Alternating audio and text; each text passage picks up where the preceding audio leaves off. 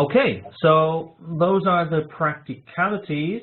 Thanks, Christina. She's just reminding me to record the webinar. I've just started the recording. That's good to see that our participants are paying attention as well.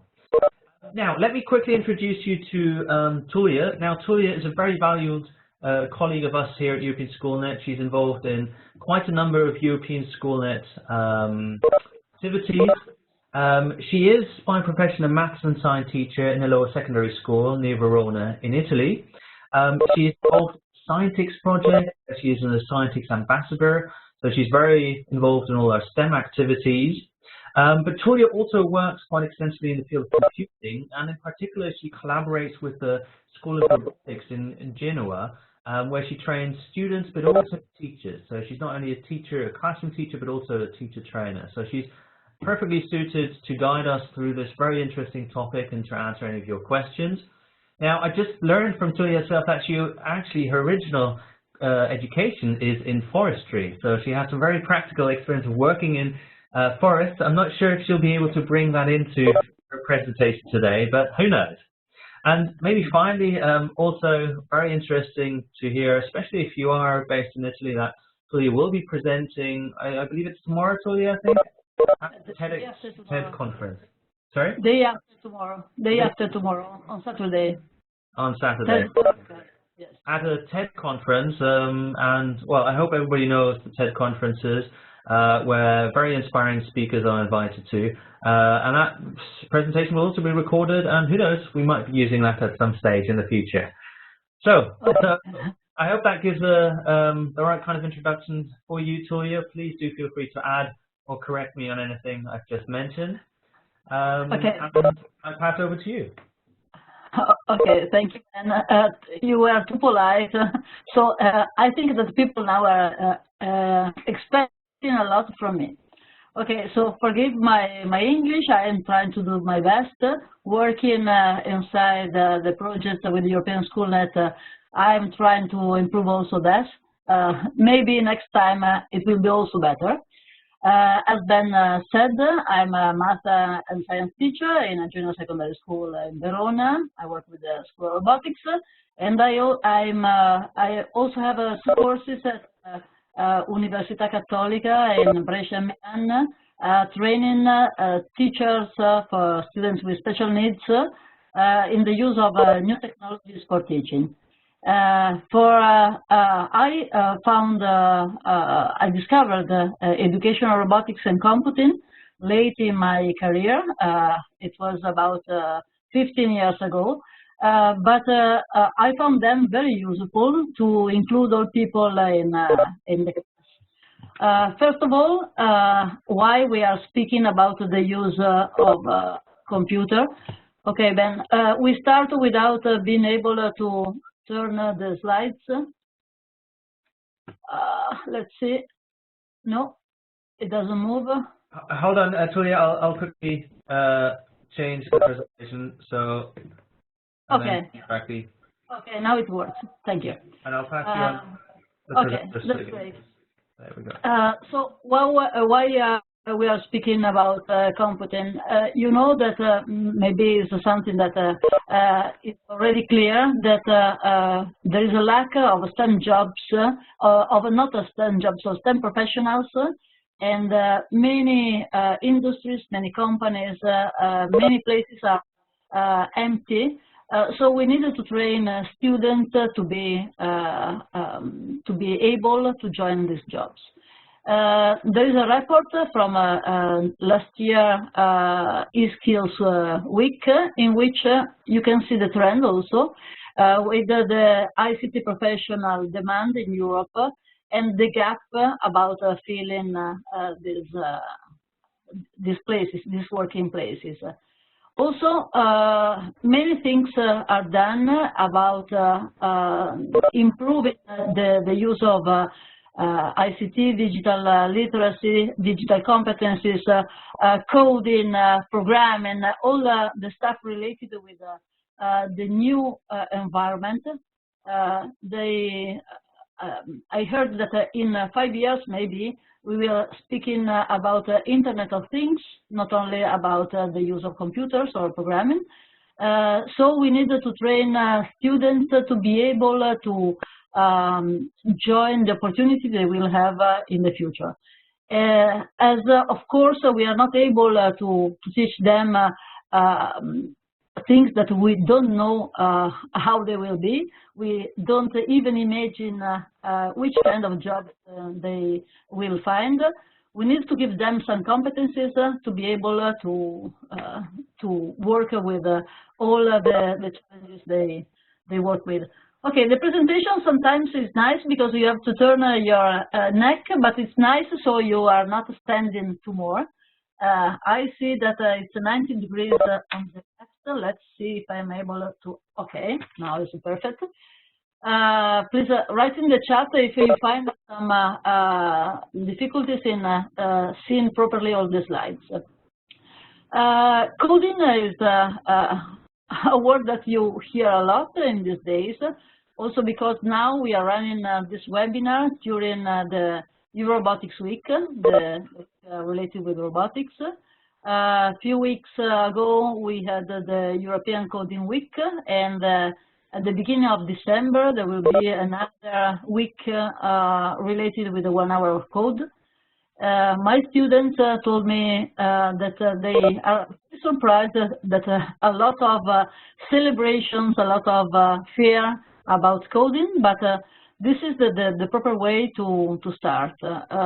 Find someone who gives you some tips, give you some ideas, and then try to do something that is not so difficult. As Ben said, my degree is in University Sciences. I'm not a programmer. I just use the coding, programming, and also the computer as a tool, not as a subject. Even if I use it, I use educational robotics and digital, all the digital materials that I find inside my regular curriculum of math and science. Coding is not for geek, it's written here in the slide. Coding in the meaning that we use in the primary cycle of school is a way to improve logical thinking, to learn how to solve problems, and to develop a lot of competencies. We are going to see deeper in them later on. So this slide is very nice because I wonder how many of you recognize that even if the desks are changed, nothing is really very different from the past to now. In this other slide, we changed only the type of desks. Maybe in your classes you have some interactive whiteboards, but most of the classes are not like the Future Classroom Lab in Brussels, but are very frontal with the students in front of the teacher, and many colleagues are very uncomfortable to change the situation. And this is the first thing to change, because working with computing is not only going in the computer lab. I would prefer to say that it's not good to bring the class in the lab, in the computer lab at least, but it's good to have the lab inside the class. Sometimes it can be also going in the wood, like I don't know if you heard about an activity that Coder Dojo made in Italy. It was a teacher dojo in the wood. So it's possible also to bring the tablet, the computer outside the school, because not only them, but also you can have some activities with your mobiles, working with augmented reality, with QR codes, a lot of interesting things that the students know much more better than us. Just a little question. How many of you are now wearing a clock? can you write in the write down in the chat? I am curious about how many of you are now wearing a clock on your arm. No clock? No clock? That's nice, because it means that, oh, very nice. Usually, when I have some free course, if teachers are around older than 40, they wear a clock, and they don't understand why students usually don't wear it. For students, not using the clock is something normal, because they don't need them. They usually watch the hour, the computer, on the smartphone or the tablet. And this is just an example to say that we need to understand the way in which students think and act to be able to reach them. Technology is everywhere. The only place in which is a little bit missing is in the class. European Schoolnet and the European Commission, working together, ran a lot of STEM projects in science, math, but also using technology. And what is nice to see is that computing, digital literacy are transversal in many of them. But technology is just one part of the whole environment, because without a pedagogical approach, without something very strong behind, it's just time-consuming. I don't know if in the previous, you took part to the previous MOOC, the previous academy, in which we had some news about the use of technology in the classes and in Europe. And what they said is that technology is not sorry to interrupt you there very quickly, but there's quite a few people are commenting that they can't see the slide properly because it's rotated wrong.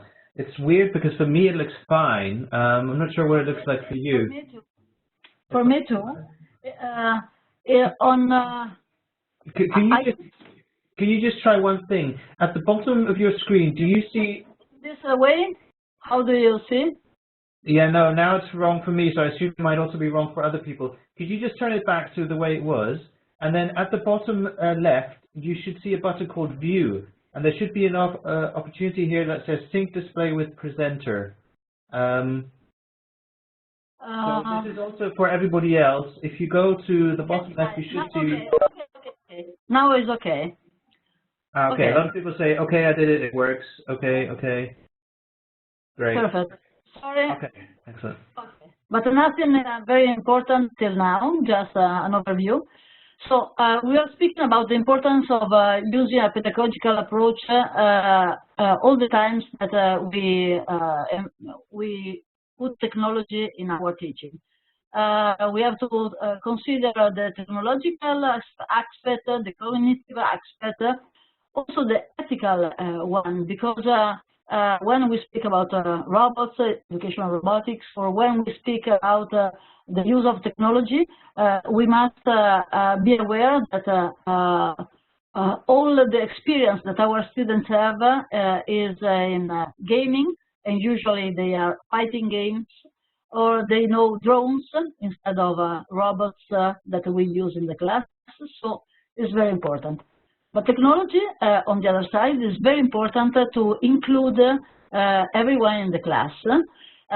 Nowadays, in Italy at least, we have classes in which we have all kinds of students, or students with special needs, but also students coming from abroad. Immigrants will be something we have to take care in the future more. Girls are not something special, but girls need sometimes a proper approach. Turn the slide again. Which side? Tulia, I think what you might have to do is every time you move on to a slide, you click the sync button. So if you turn it back to straight. Is it okay in this way? No, well, for me at least, and with my test account it's wrong. Yeah, this is fine for me. But everybody, if you cannot see the slide properly, if it's not showing in the proper rotation, please click the view button at the bottom left, and then sync display with presenter. And Tulia, if you can just also do that, I mean, it shouldn't be for you to do, but sometimes it also solves the issue. Let's see. View bottom.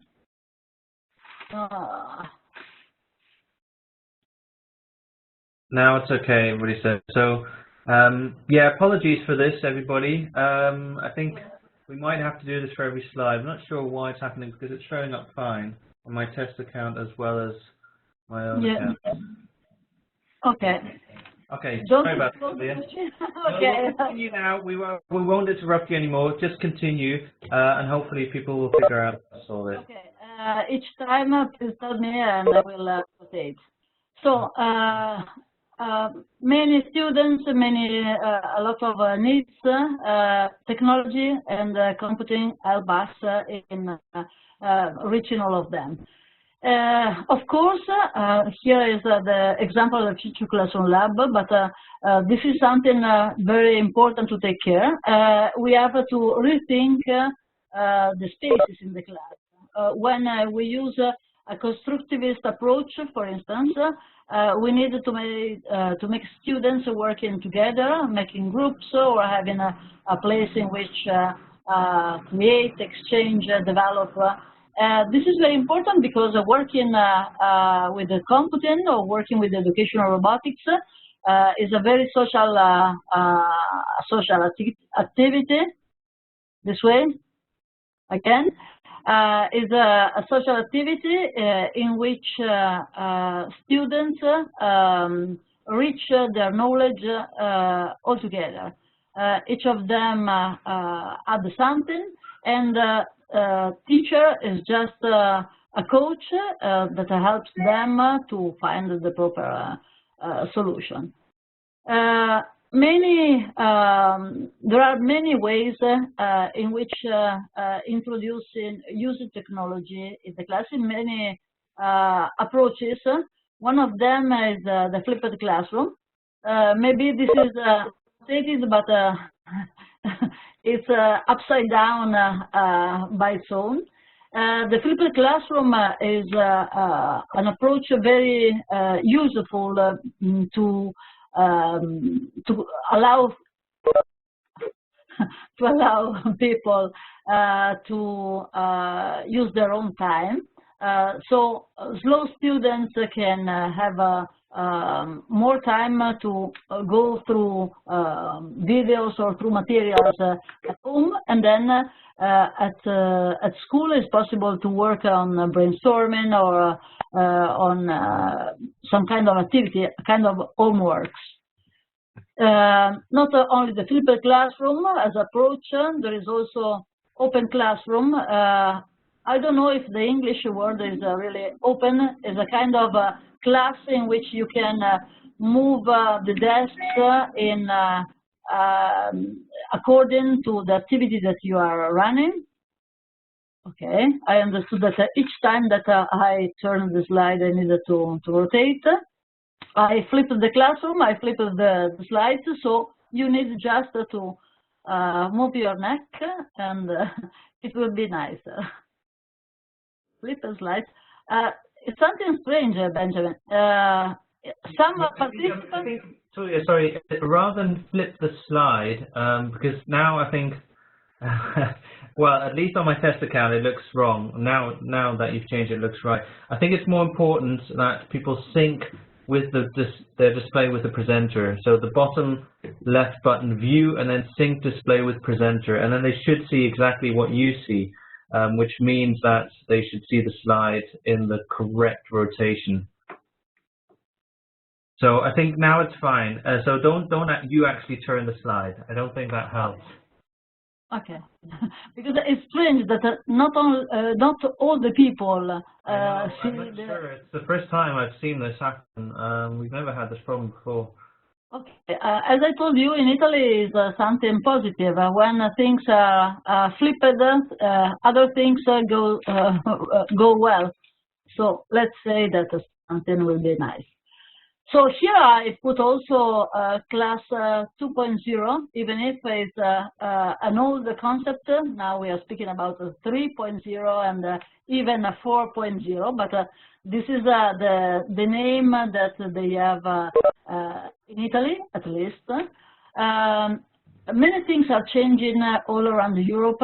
I was at Eminent conference a few days ago, and I heard that things are going very quick, and computers are in all classes now. Okay. Again, it's not only about computers, it's mostly about which kind of methodology you wanted to use. In this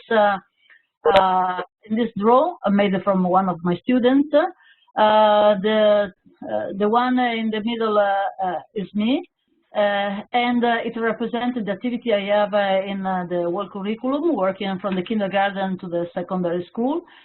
Because what we understood is that if you expose students to technology from the very early age, you have a lot of success, big success. It's 5 years now that in my school we are working with the technology and especially educational robotics in the curriculum. And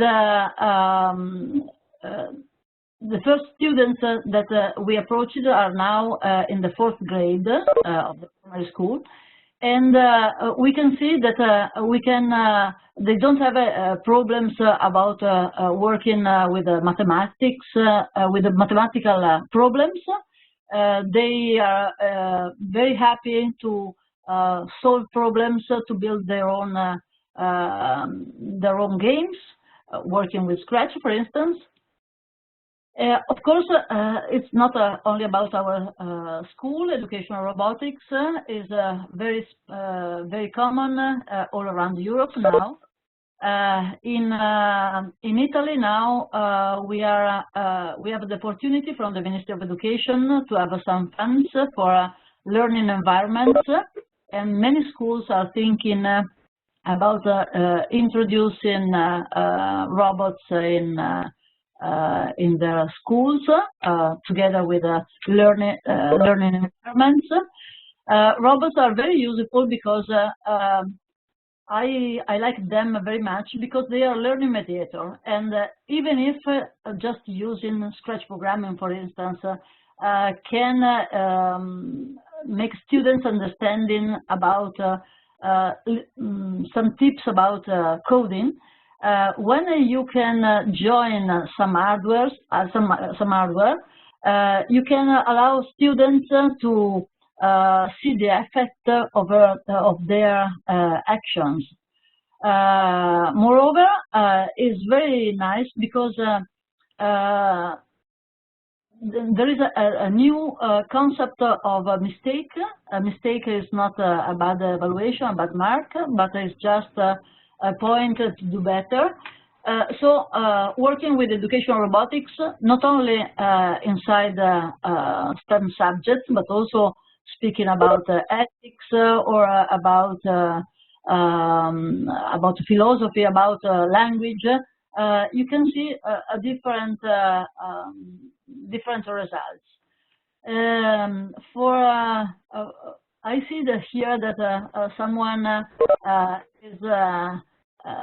says that his headmaster don't allow working with computing with pupils.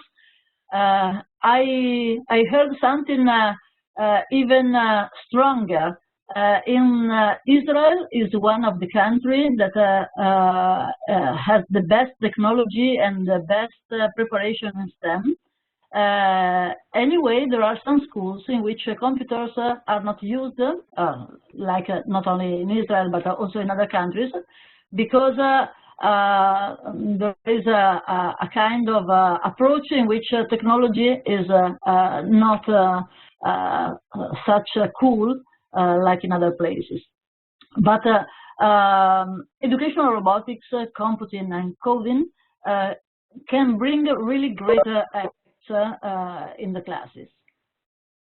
So, as I told you, robotics can help because students can experience what they are learning, having a confirm of what they are doing directly with the robots that are learning mediator. Educational robotics is not just involving students and attracting them with the toys, but is a way to stimulate motivation, a way to attract students to study some concepts that otherwise you are not able to teach. Just to give an example, I teach math, as I told you. Speaking about circumference is something very hard usually, but if you ask students to make a robot moving for a meter on the floor, is something very easy for them to do it. Again, some slides. No, okay. Educational robotics, most of all, is really very useful to develop key competencies, all kinds of key competencies, and we are passing through them one by one. What is nice is that also is a very good tool, a very good methodology to reduce gender gap, because girls are through educational robotics, also girls can be more confident with the mathematics. What is strange to observe is that maybe because of a cultural aspect, cultural behavior, girls are not used to build, work with the Lego bricks. If you ask them to build a robot, sometimes you find in the 6th grade, for instance, or in the primary school, you find them in trouble to do it in a proper way. Maybe because parents don't expose them from the beginning to such kind of tools. Again, educational robotics can is a good way also to open the class to abroad, to other classes, to work in video conference or working with the competition with other schools, having some exchange of ideas with other colleagues. Usually, I see someone who is speaking about drones, but personally, I don't like very much drones, because drones are too linked with the real background of robotics, that is a military one. And in this period, educational robotics can be also a very good way to speak about the social way we want Europe running. So not speaking, it's something that has to link people and not to divide. You know, for students, it's easier to think about what they see at television instead of what they study at school. Usually, it's more boring. So, coming back to key competencies that we can introduce by computing in the class. These that you can see in the slide are those that are the key competencies proposed from the Commission for the long life learning. Maybe all of you knows at least the name, but sometimes it's not clear how we can link with the activity we have in the classes. This slide comes from one nice activity I had with my girls. It was an activity for girls during the robotics week a couple of years ago.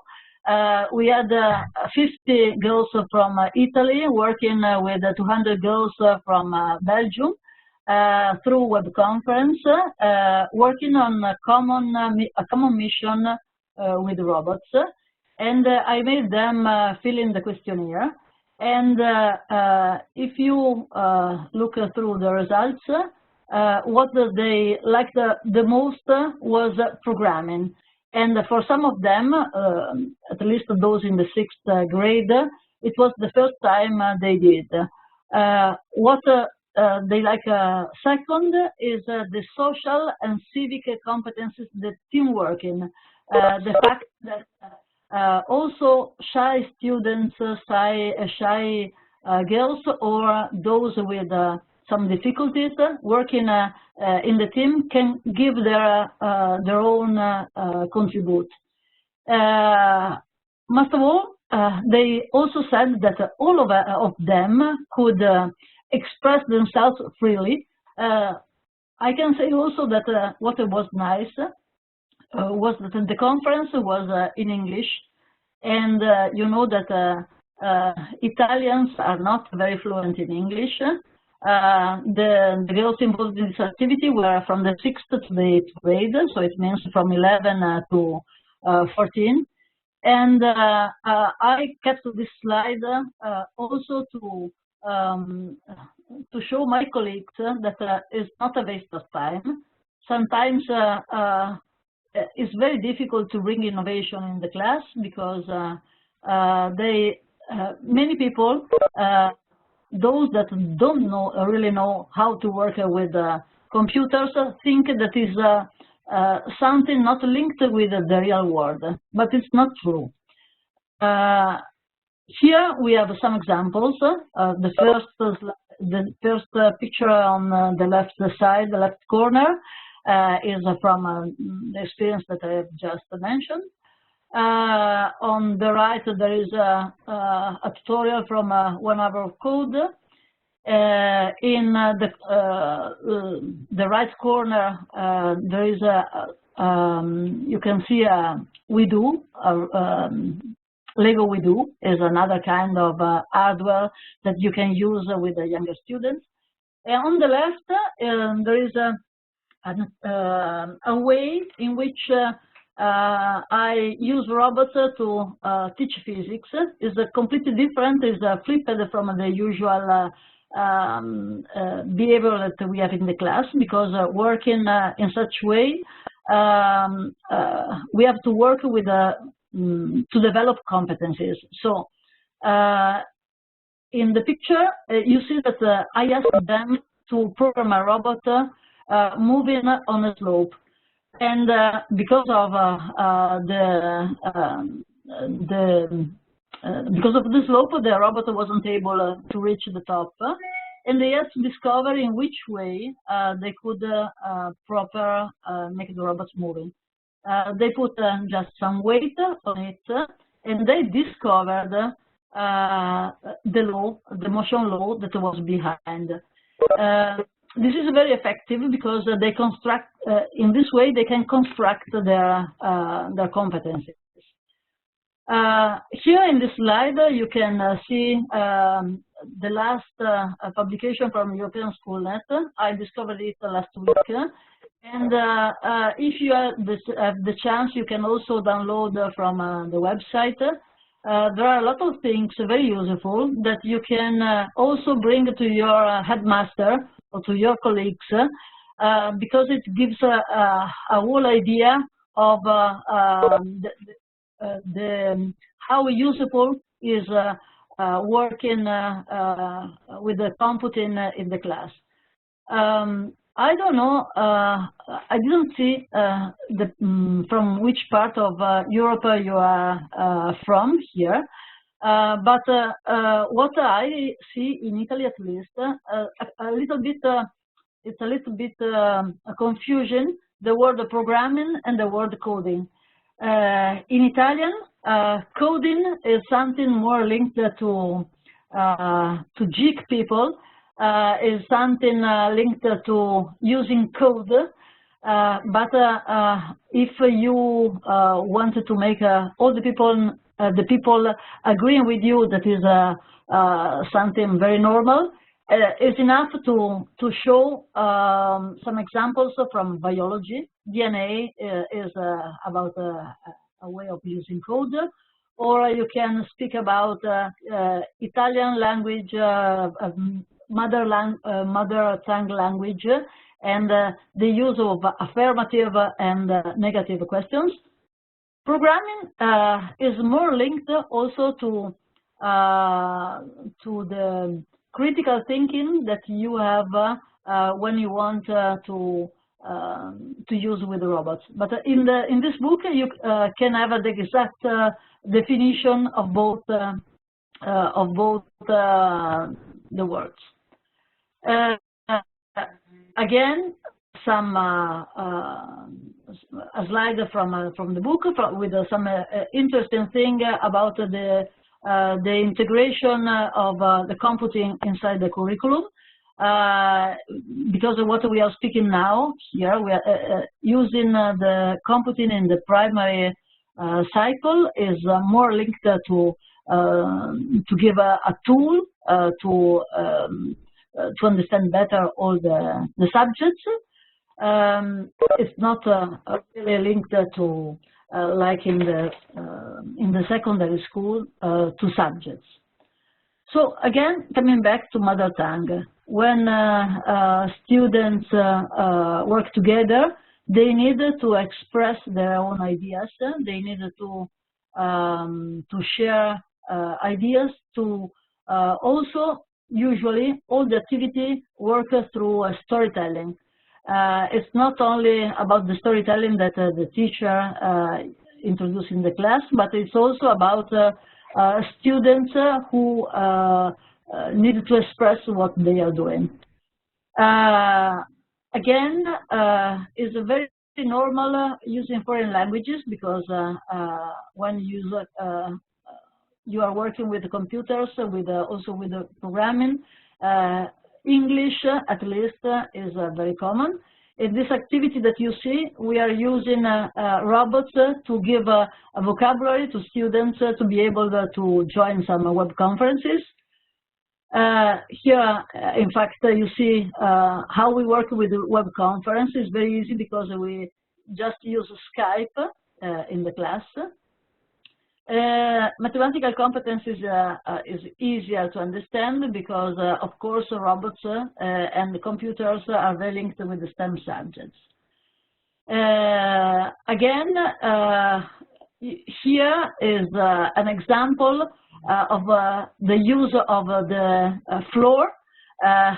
If some of you are unhappy to have a little bit noise in the class, or to have students moving around, it's better to stay more traditional. But really is very powerful seeing the grade of involvement, of engagement of all students. Here is an example of something working. We were speaking about the physics. In this case, we are working with Lego WeDo, and this machine was made from a student with dyslexia, because working with computers and with robots is really very powerful, also for people with some special need, because it's a different kind of language, and it's easier for students with special needs find a confirmation of what they are doing. So they find very abstracting, very useful. Digital competency is more easy to understand. and is completely nice that when working with the computing in the class, of course, you are giving students in a active way the digital tools they need to understand also things around them. This morning in my class, I had one student from the 6th grade, 11 years old, who asked me to join his YouTube channel. And I said, but you are just 11. And he said that he is going to be sponsored also. And what I thought I missed, or at least I didn't do enough, is speaking about the safe use of environment, of computers. Because if you work with computers, with robots, the first thing to do, even before starting to open your computer, is be sure that students know how to behave on the web. Not only about the web, but also when they are gaming. Here, if you look for Legal Web for Kids, this is a website that my students did, preparing some Scratch projects to explain to other students how to use in a proper way Competence. Learning to learn is quite easy because they understand it's about metacognition. They understand what is the best way in which they are learning. Okay, we already spoke about the social and civic competence. In the primary school, at least, it's very difficult for students be able to work in team. But when you go with robots or with Competence, it's easier to do this. In this slide, we spoke about entrepreneurship. Entrepreneurship, in this case, is the way in which older students managed to explain about the use of programming to younger students. This is a very good activity, working with peer tutoring with older students, elder students with the youngest. About the expression, but also I can say about art. Here you can see that it is possible to join also art, and it's important not only to put art, but all the disciplines in the use of this. There is someone speaking about a code aerobic game. Yes, it's the 1 year that it was launched, but it's more related with unplugged activities, and we didn't speak about them, and it's something that is very interesting with the younger students.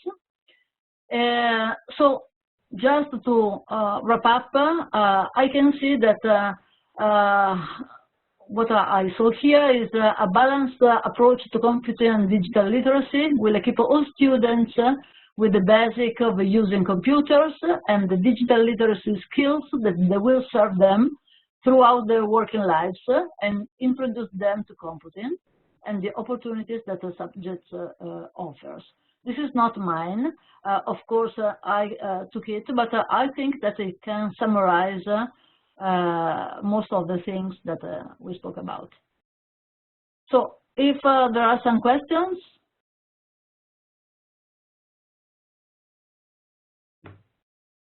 So yeah, I cannot hear you anymore. Something happened. So can you hear me? Can you hear me? I can hear you, yes, but you can't hear me? Can you hear me? Okay, yes. It was just for a moment. I lost the voice just for a moment. Okay, great. So, well, I've collected a couple of questions and comments that were posted in the chat. Are you finished with the presentation, or do you want to finish, or do you want to continue now to the Q&A session? No, it's okay. Yes, we I just gave some links here, useful things to see also from previous activities we did. Okay, great. Well, thanks a lot, Tulia, for that great presentation. I think lots of sort of inspiring ideas, and most importantly also some very concrete examples of what you did, which I think is always really key. Now, I've collected a couple of comments and questions, but do please keep them coming. I see there are already quite a few questions popping up now. So please continue to write your questions and comments in the chat, and Tulia will respond to them. Maybe in the meantime, as some more people are posting some questions, Tulia, there were a couple of things that were mentioned as you were presenting. One of the sort of key issues that comes up again and again, and that was also mentioned in the chat, is that some people say they're really struggling to have certain devices at schools, or they need good strategies of how to get devices into school. Do you maybe have some advice, some tips for teachers on, first of all, how do they get devices, any strategies, how they can convince head teachers or whoever might be funding or having the funding decision in regards to having those devices? And the second thing is, and I mean, you've mentioned that to a certain extent already, any specific tips that what teachers can do without having maybe the Lego Mindstorms in place or any more sophisticated robots? Anything that you can comment on there? Okay, so I think that maybe there is one missing, that is, I saw in the last questions, how to bring robotics in the class. That is something very common that I hear my colleagues also asking me. So I come up with the first question, how to have a robot in the class. In Italy now, we have some opportunities to ask funds from Ministry of Education. I know that in other countries, like in Norway, for instance, or in Sweden, banks can give funds, and there is just a list, and each year some schools can get funds. But this question was discussed also in a community of practices inside Ingenious. That was a project that linked schools, companies, and universities.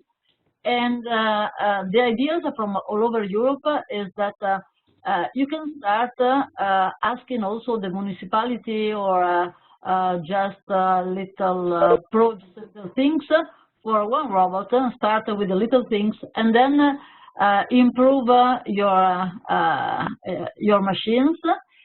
You can also network with other schools and ask for funds in a network, so you can share robots between schools. Lego robots are very easy to be used, but they are quite expensive. There are other kind of hardware that are less expensive, like Arduino, but in my opinion, Arduino, even if working with special stuff, is not very common in the primary cycle. What I can say, and what I did, is start with a few robots, at least one, and disseminate what you are doing. Because if you disseminate, you became a number, and you can ask more, and then try to improve it. Second question was about how to bring at school, and the idea, there is not a syllabus how to introduce computing or educational robotics in the class, but it's about creativity. Creativity, we cannot ask students creativity if we are not thinking how to use it. I can suggest look around, try to find also stupid things, but little things, but they can be really useful. An example can be speaking about acceleration. How can you do it with a robot? And so try to do it. Find some repositories, put all together, share. use the Scientix website, I can suggest. In Scientix website, we have very good resources from many projects. They are open sources resources that you can bring and also make them be translated in your own language. So it's a very good way to start. I forget the other question that you told me.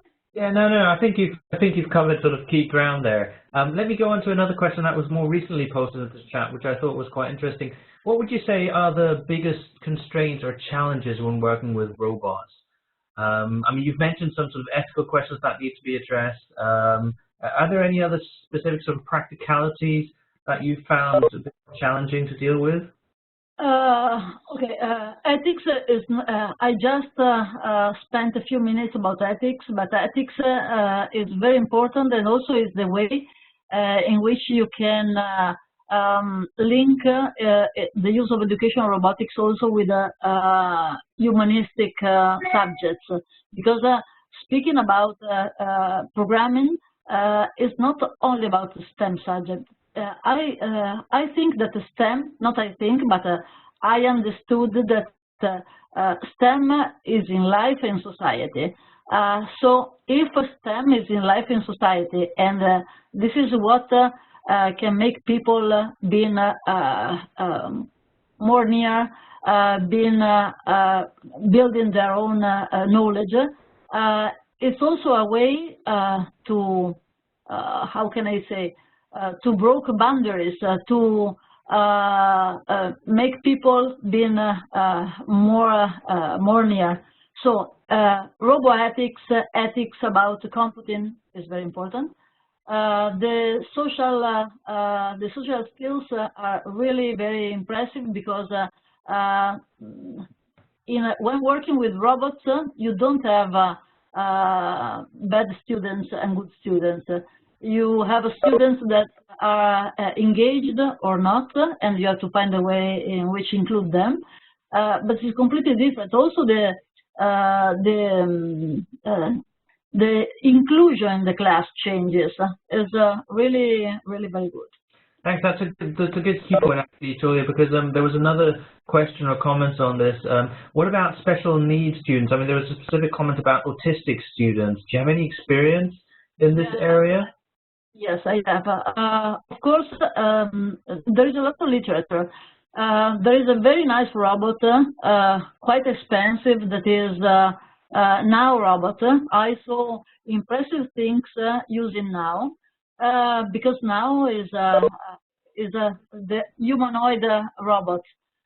It's quite expensive, so if you can network with other schools, it's very good.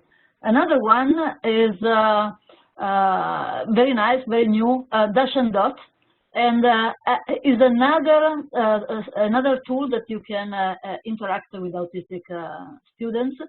But what is very impressive, also the Bebot. When I am at university, I train teachers about the use of Bebot to teach routines to autistic or at least Asperger students. Because if you make, for instance, a Bebot going through the table and reaching the different part of the school, or for instance, you wanted to teach them how to wash their hands before going to school, you just make them repeating, attracting them, interacting with the robot. A very nice activity was done with the Lego We Do, putting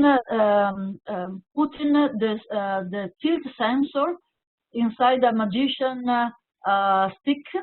The autistic child could interact with the Scratch project with the magician stick, and it gives power to his activity, and so it was possible to go more deeper in other things. Okay, thanks a lot, Julia. That was an interesting idea. Sorry, you There is another one, very nice. Why everybody should learn coding? It's not mandatory learn coding, but I think that learn coding is not only for people who want to go on with STEM careers, but it's good to also to learn about Latin. When I was at school, I took classical studies because I was very bad in mathematics, and I became I arrived to computing in a late age, and I understood that if you understand what you are doing, you can do it better. So if you learn coding, you have an extra to understand all the things that you have around. So it's not mandatory, but it's an opportunity. Excellent, absolutely. Thanks a lot, Julia. Fantastic, really, to get your views and insights there. Just very quickly, you mentioned a couple of tools or robots in the answer to the question about special educational needs and autistic students. Could you maybe send me those, and then I will post them on the course, because I'm sure many people might be interested in that, and they might not have caught exactly sort of the names of what you mentioned. If you go also through the link that I gave you, there is a paper that I wrote with a professor from the University of Padua, Low Threshold, How Inclusive is Constructionism, and I speak about my experience about robots. There is something more. Last year, during a scientific meeting, in front of a beer, I had a chance with two colleagues from Hungary and Austria to set up a project. It was a mine crawler, and it is in the website, in the scientific website. It was a project about using the headset, the EEG headset, to control robots through the web from Austria to Italy and from Hungary to Italy. It was about just about computing, about robotics. We took the chance to use with one of my students, who is a student with special needs.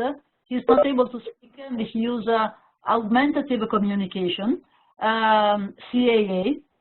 So through the mind roller, he will. We are experimenting in the class. We are trying to make a research to make him able to think and move with his mind. How can I say?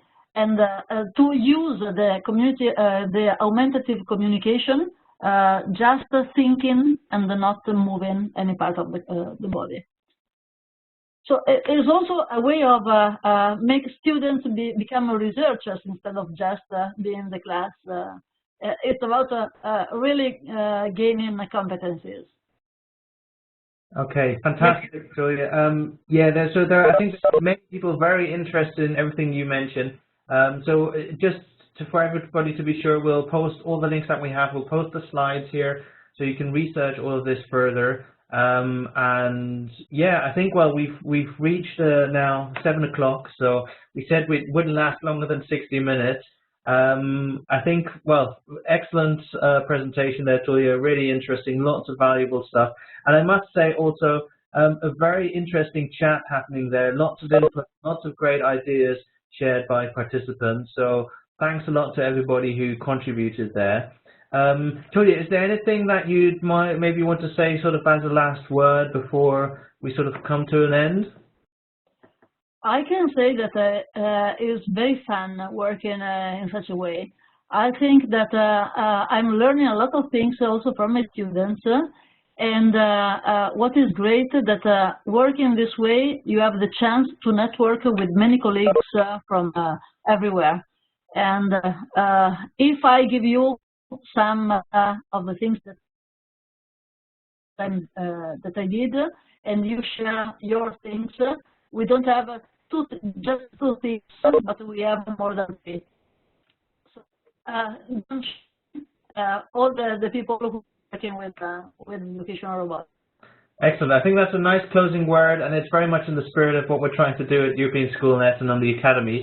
It's all about sharing and getting to know colleagues who are interested and excited about the same type of things. So Julia, I can only recommend, if you haven't sort of looked through the chat, please still do so. And you can see also, I mean, everybody's super thankful for your work. So lots of people feel inspired by what you've done. So, well, thanks again for your contribution there, and thanks for everybody who was participating here. We had, until quite recently, we had around 122 participants in this webinar, which I think is a very good number.